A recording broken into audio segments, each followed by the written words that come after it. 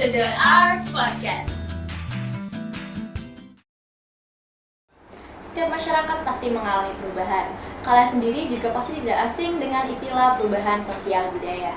Banyak sekali faktor-faktor yang mempengaruhi adanya perubahan sosial budaya. Seperti contohnya adalah lembaga sosial, nilai-nilai sosial, dan juga lain sebagainya.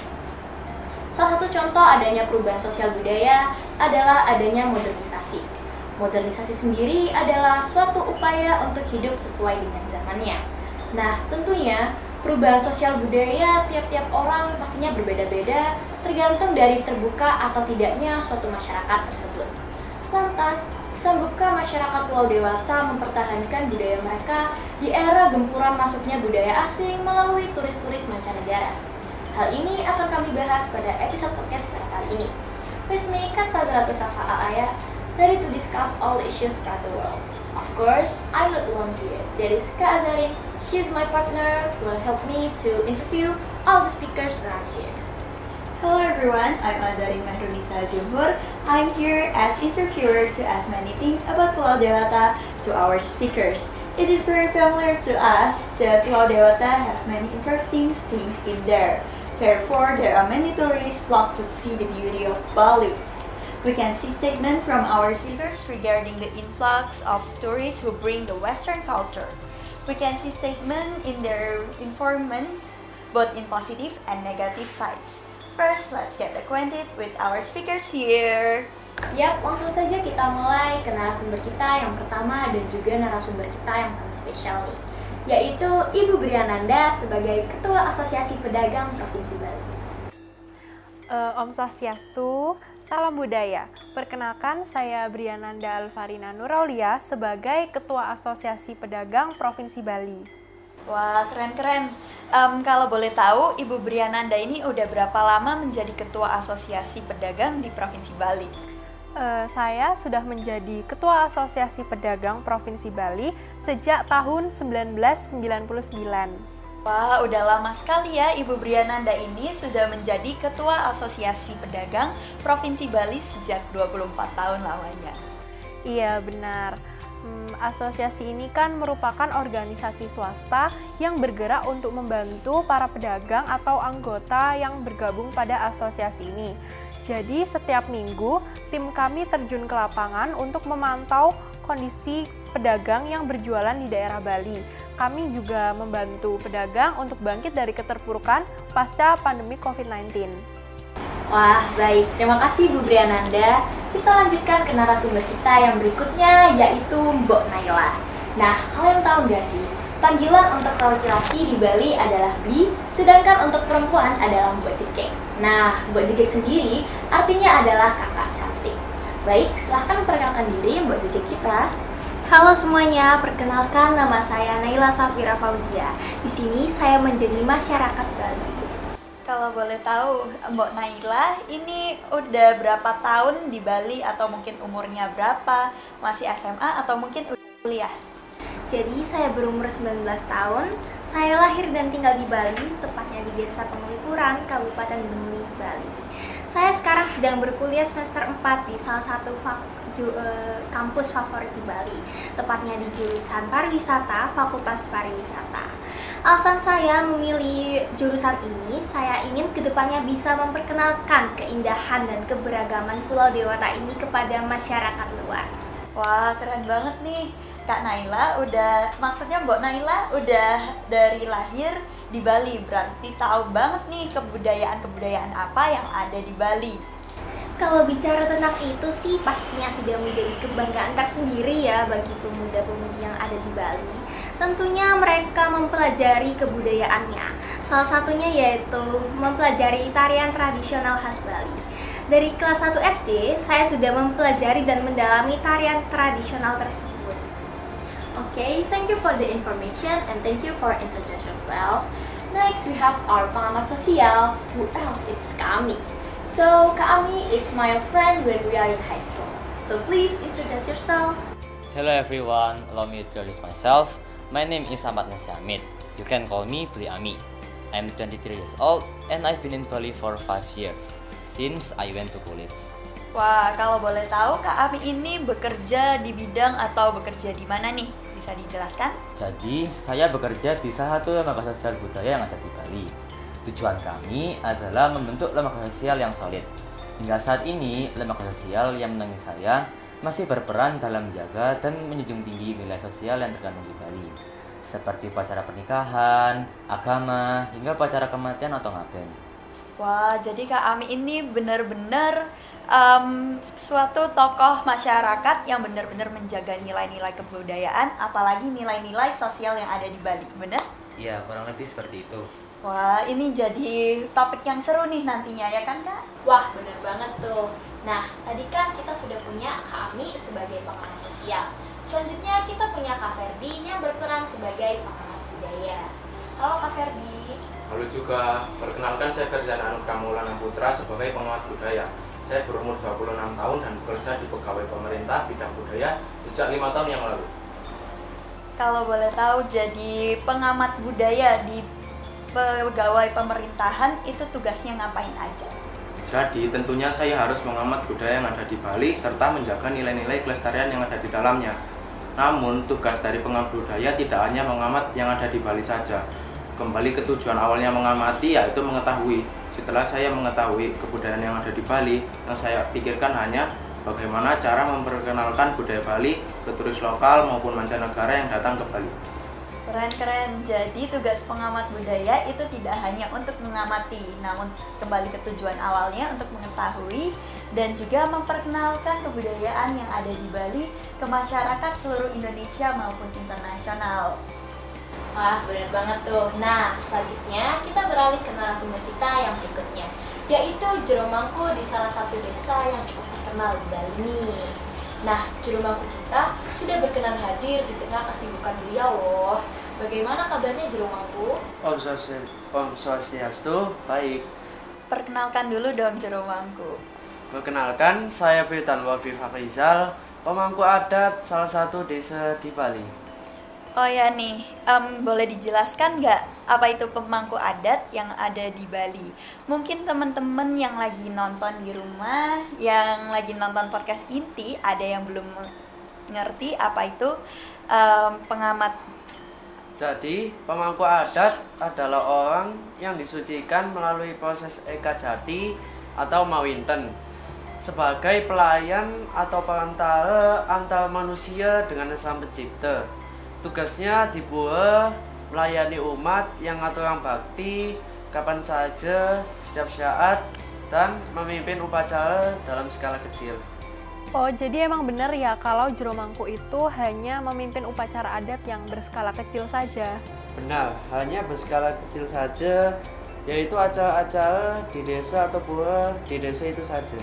Baik, terima kasih Jero Mangku.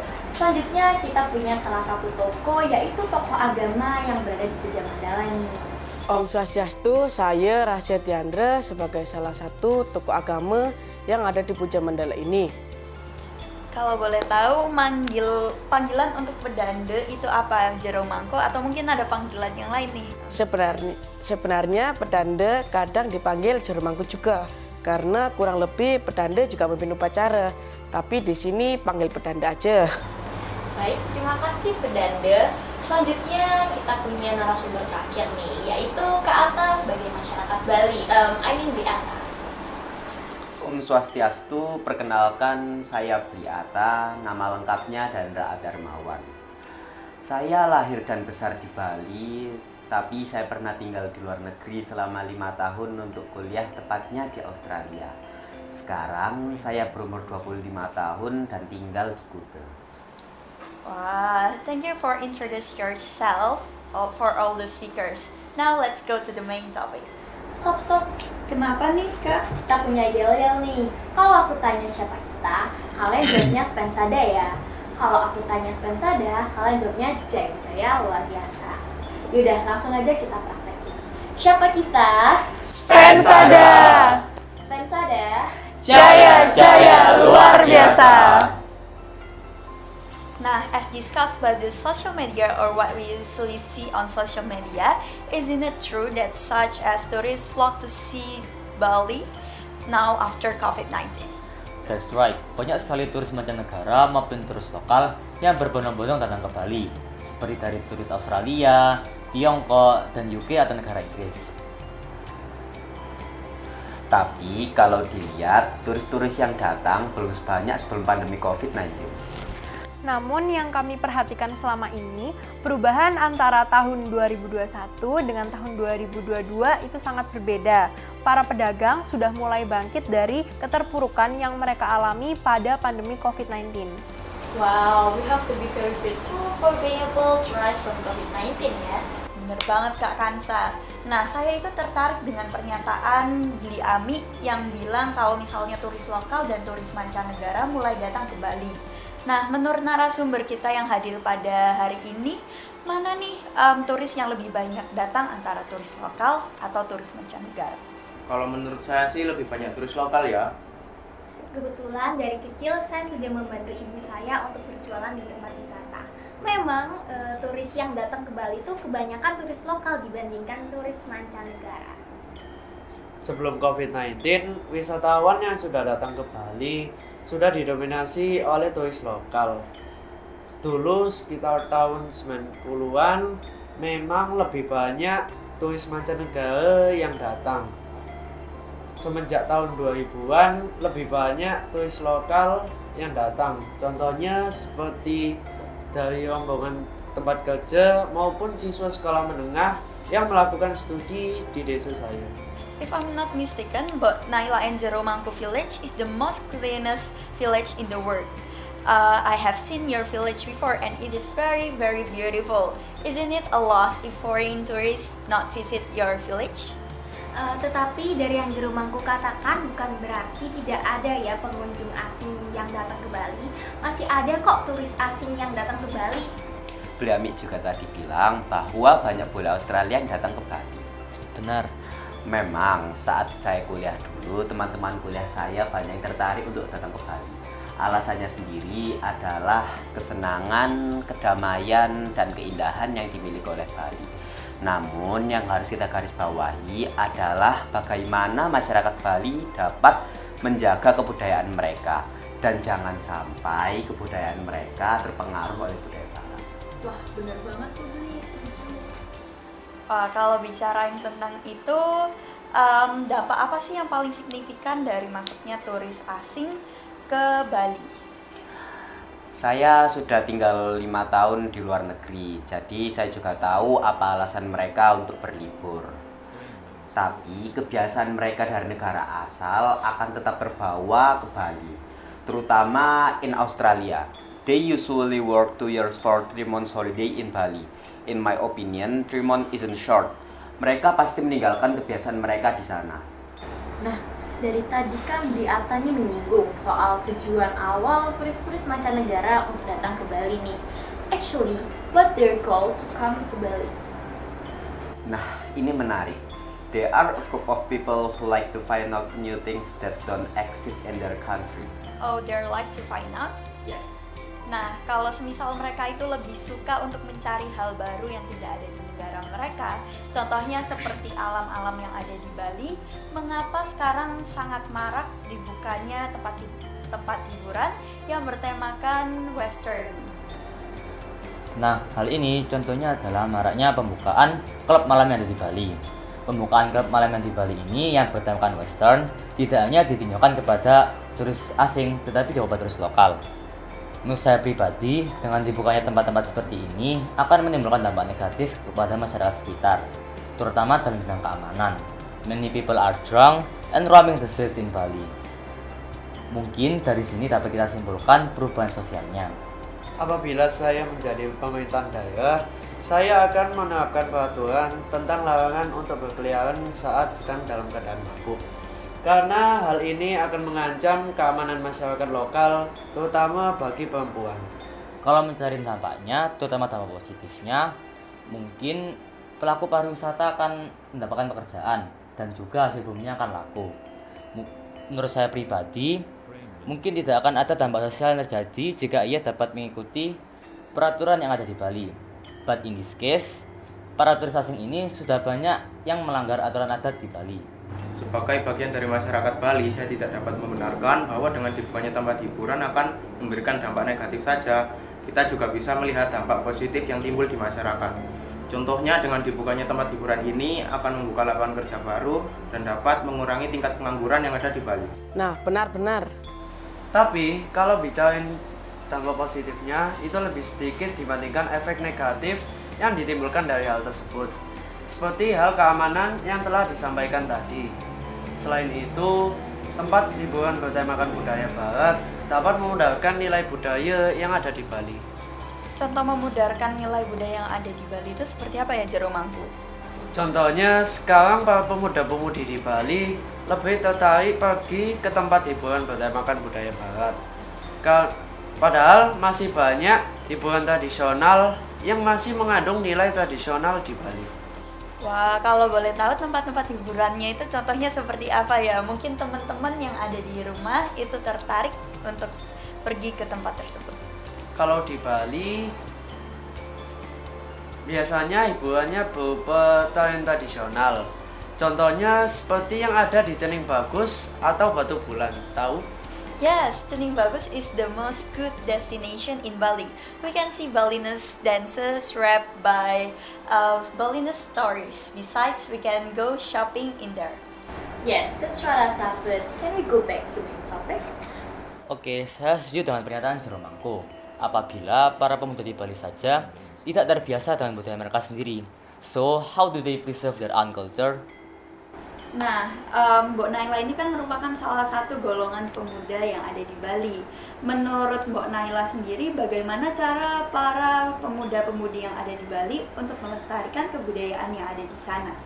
Saya mengerti kondisi para pemuda di Bali, tetapi hal ini tidak bisa hanya difokuskan saja ke pemuda yang ada di Bali, namun juga ke pemuda di seluruh Indonesia. Bisa kita lihat sampai sekarang, kebudayaan di Bali masih terlihat jelas, dan nilai-nilainya pun juga masih terasa. Menurut saya sih nggak ada yang perlu dikhawatirkan. Saya juga setuju dengan pernyataan tersebut, bahwa tidak ada yang harus dikhawatirkan dengan kebudayaan yang ada di Bali. Karena ketika anak sudah beranjak remaja, khususnya menginjak bangku SMP, mereka akan dimasukkan ke dalam suatu kelompok pemuda-pemudi. Ya, itu benar sekali. Jadi di Bali itu ada 5 kebudayaan, yaitu kesenian, olah hidup, sistem kelembagaan, sistem kemasyarakatan, dan sistem kepercayaan. Tadi sudah disinggung di awal bahwa itu sudah menjadi kebanggaan tersendiri bagi pemuda-pemudi yang ada di Bali. Tentunya mereka mendalami tradisi yang ada di sini. Kelima kebudayaan itu pun juga mendorong masyarakat Bali untuk mengikutinya. Memang begitu adanya, but I think not everyone doing like that. Saya pribadi tahu bahwa pemuda kalangan atas tidak menjaga budaya Bali seperti itu. Iya, saya mengerti. Di sekolah saja, mereka bahkan sangat minim belajar tentang negara mereka sendiri, apalagi tentang budaya daerah mereka. Menurut saya, para remaja di Bali tidak mungkin untuk bergabung ke kelompok masyarakat. Iya, menurut saya, melestarikan lingkungan, melestarikan budaya itu berasal dari diri mereka sendiri. Lingkungan merupakan faktor pendorong lain. Faktor utamanya ya berasal dari diri mereka sendiri. Jadi, turis asing tidak terlalu berpengaruh dalam kelestarian budaya yang ada di Bali. Ya, itu benar sekali. As we know, Bali merupakan daerah yang mayoritasnya beragama Hindu. Wah, bener banget tuh Beli. Sekitar 86,8% masyarakat Bali beragama Hindu. Di Bali, kepercayaan Hindu sangatlah kental hingga detik saat ini. Nah, ada satu hal nih yang harus teman-teman ketahui. Wah, apa tuh, Li? Jadi, kebudayaan di Bali rata-rata adalah kepercayaan agama Hindu yang diadaptasi ataupun memang begitu. Contohnya seperti upacara ngaben, pasti semuanya tahu. Iya, tahu. Jadi, upacara ini adalah upacara adat yang berhubungan dengan Tuhan. Sehingga dapat disimpulkan bahwa sebagian besar kebudayaan Bali berasal dari agama Hindu. Apalagi menurut saya, budaya Bali memiliki daya tarik untuk turis asing datang mengunjungi Bali. Jadi selama agama Hindu terus berkembang dan para turis asing datang ke Bali, tidak ada hal yang perlu dikhawatirkan. Wah, bener banget tuh Bli, saya setuju. Memang seharusnya masyarakat Bali tidak hanya terpacu pada satu sudut pandang saja, yaitu kebudayaan. Banyak sekali isu-isu yang perlu masyarakat Bali lebih perhatikan. That's right. It is very important to preserve Balinese culture, which is very beautiful. But banyak lagi yang harus menjadi fokus dari masalah-masalah yang ada di Bali. Salah satunya adalah di bidang perekonomiannya. Nah, bener banget tuh. Dari tadi kan kita sudah membahas nih tentang akulturasi budaya, tentang kondisi sosial, bahkan sampai sudut pandang pedanda tentang agama-agama yang ada di Bali. Nah, selanjutnya kita akan beralih topik ke perekonomian yang ada di Bali. Nah, kalau boleh tahu, mumpung ada Ibu Briananda di sini, apa sih dampak yang paling signifikan dari masuknya turis asing ke Bali dalam aspek perekonomian? Tentunya datangnya wisatawan asing ke Bali itu rata-rata berdampak positif terhadap perekonomian di Bali. Bahkan menurut saya sangat minim dampak negatif yang diterima oleh para pedagang dari masuknya wisatawan asing itu tadi. Wah, jadi begitu ya Bu? Izin menambahkan, jadi menurut Ibu Briananda tadi Ibu Briananda tadi menyebutkan bahwa datangnya turis asing tidak memberikan dampak-dampak yang begitu besar kepada masyarakat Bali, benar? Benar.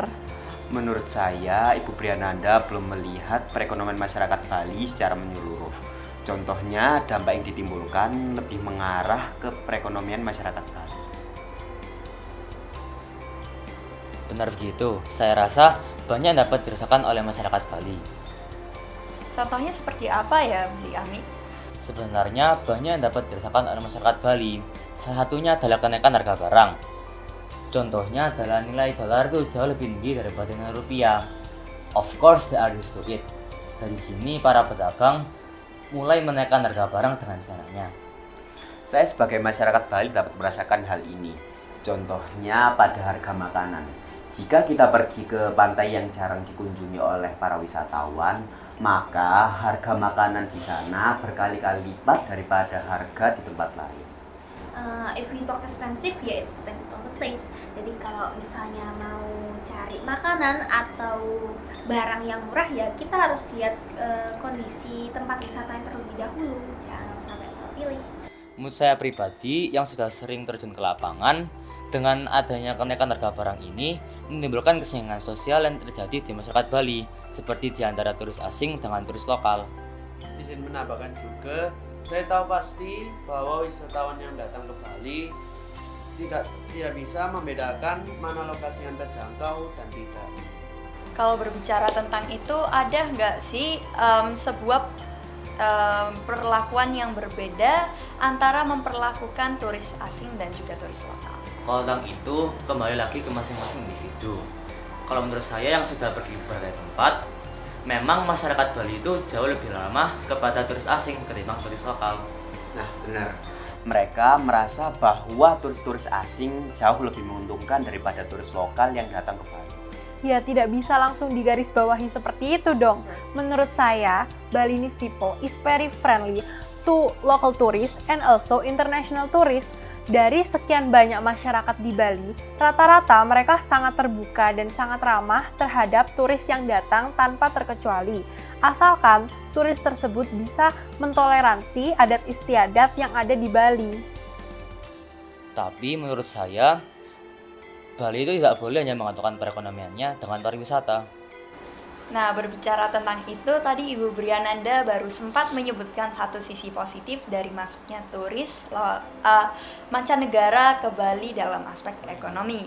Boleh gak sih dijelasin atau disebutin lebih banyak lagi? Kita kan udah bicarain tentang sisi negatifnya lebih banyak tadi.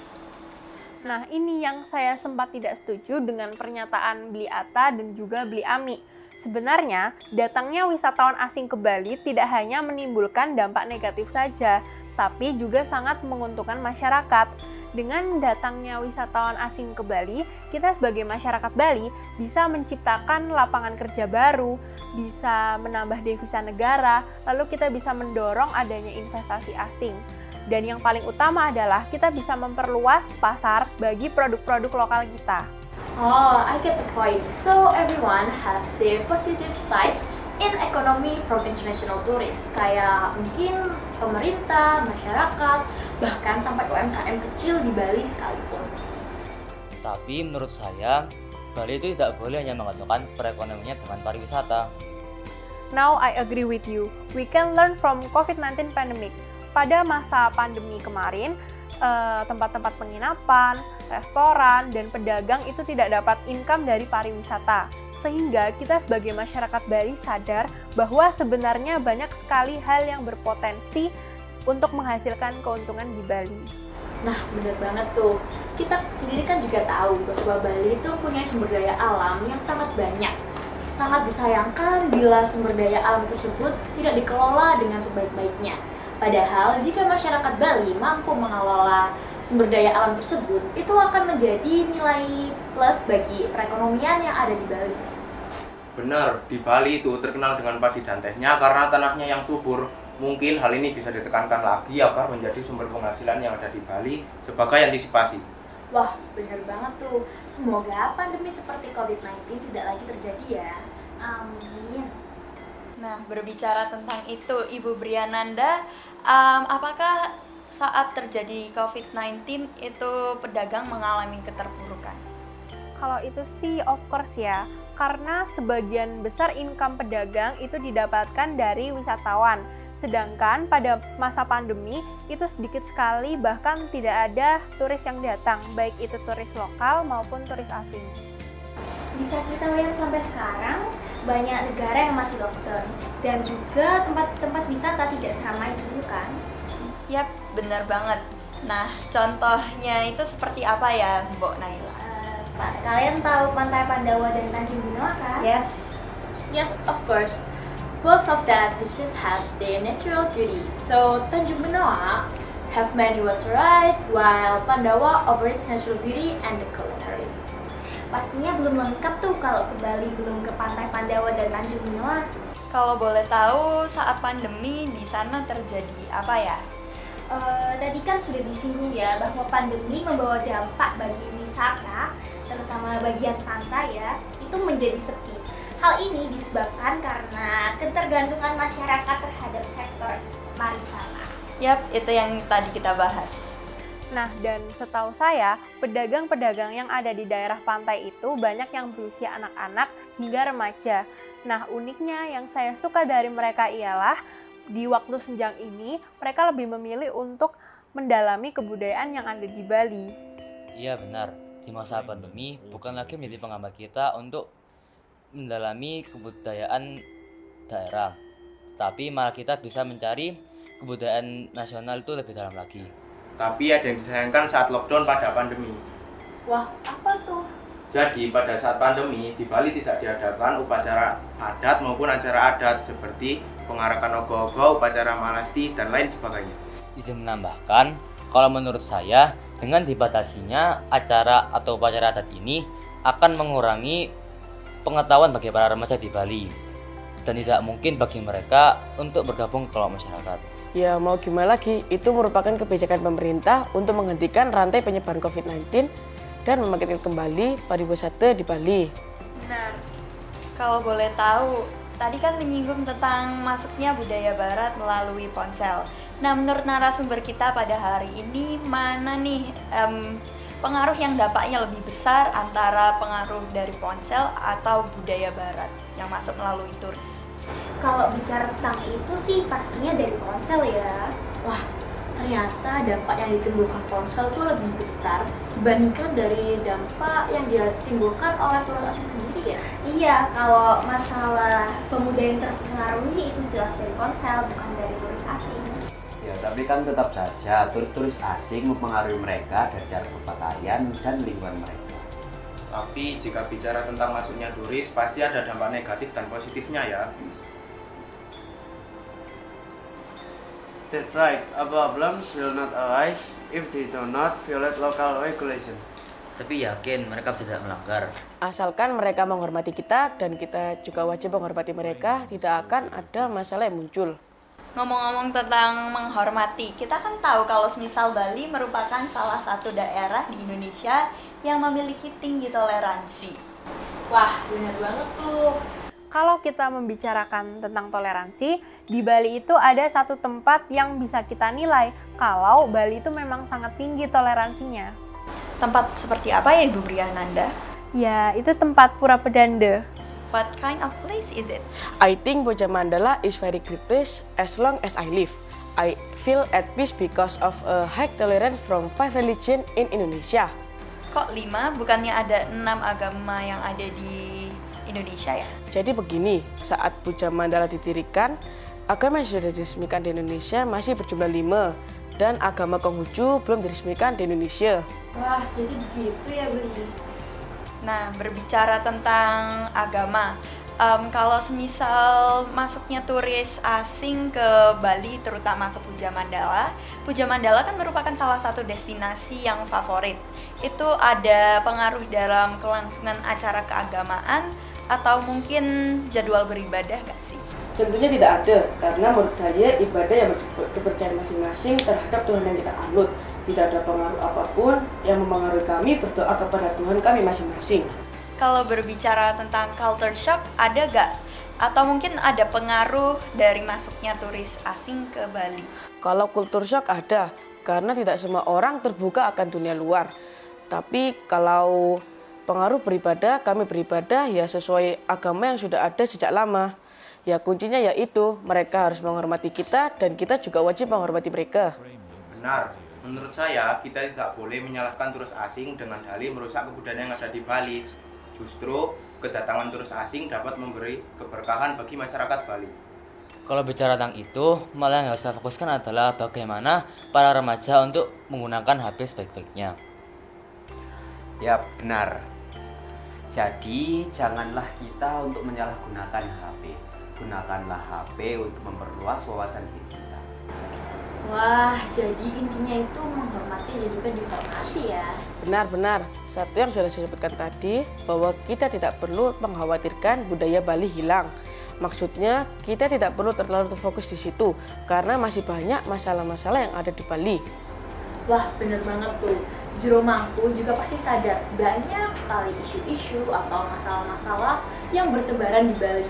Bahkan masyarakat pun tidak terlalu menaruh fokus pada isu-isu tersebut. Padahal isu-isu tersebut mungkin bisa jadi merupakan isu yang sangat urgent. Jelas, masih banyak masalah yang ada di Bali. Maybe any hope for the next generation of Bali? Maksudnya harapan kayak gimana? Ya harapan kepada para pemuda-pemudi yang ada di Bali untuk melestarikan kebudayaan yang ada di sana. Harapan saya jauh ke depan untuk melestarikan sudah tentu. Ketika Gajah Mada sudah luar biasa. Ketika ia pernah mendengar yang namanya Sena Ilang Ketaring Bumi, ia pernah berpikir kalau kerajaan bolehlah hilang.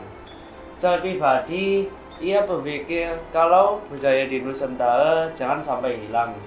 Saya sepakat dengan beliau bagaimana budaya di Indonesia sangatlah urgent.